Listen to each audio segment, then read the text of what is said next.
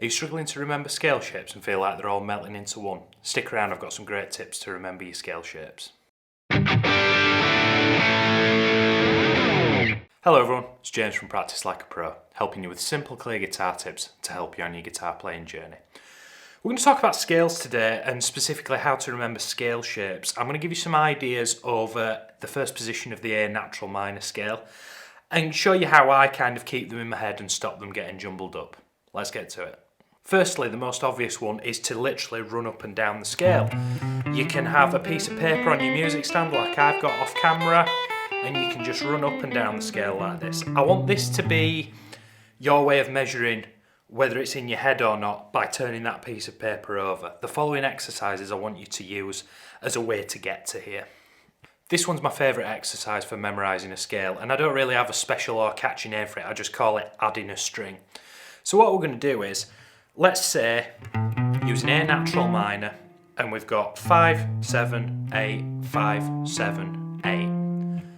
All I'm going to do is just get the low E and the A strings. So you can run up and down them like I'm doing, or you can go forwards and backwards. Get that to the point where you're comfortable. Then we add a string. So I'm adding the 5th fret on the D and then the 7th fret on the D. So that's actually a full octave of the scale, that's the first octave. And I just run backwards and forwards through it till I can't play it wrong. And when I feel like I've got that, I'll add another string. So in this case we're going to do a position shift and we're going to go 4, 5, 7.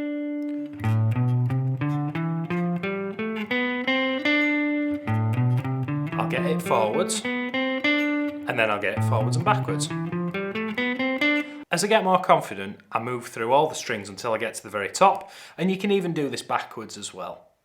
A great way to try and memorise your scales, and I used to do this on the bus to college, I would get some blank tab paper and I'd tab out the scales, so I'm mentally thinking, what frets do I need to press, and I'm thinking of the scale shapes. You could even draw the scale shapes out yourself, you know, like the diagrams. I'll put one on screen.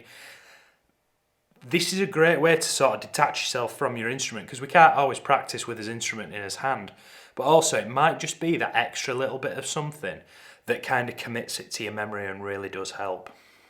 Practicing with a metronome can be really helpful as well, just to maintain that kind of consistency. Again, just running up and down the scale, or like I've mentioned before, the sort of adding a string technique.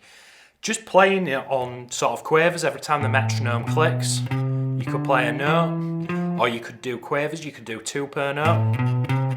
Sort of speed it up a little bit, but just make sure that you're practicing it at a speed where you're not making silly mistakes and you can actually think about what you're playing. Don't try and go too quick. You could even use a backing track and break off into some improvising. You could start by running up and down the scale and then moving on, you know, doing a couple of blues licks and things like that, and start actually finding a practical use for your scales. For some people, I'm kind of this way as well. If I don't use it, I lose it. So putting it in a fun and practical kind of lead guitar kind of concept and a way of using it really does help. Another great tip is have your guitar on a stand out in the house, and every time you walk past it, pick it up and try and play the scale.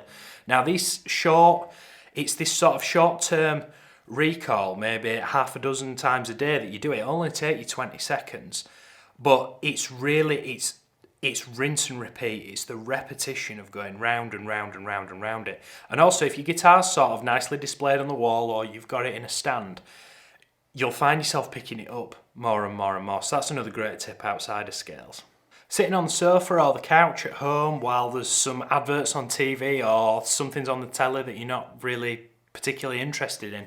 I spent hours as a sort of in my early teens practicing watching The Simpsons on the couch. Now, I love The Simpsons, but it also creates this kind of passive practice. A lot of time goes by and you don't actually realise how long you're playing something for.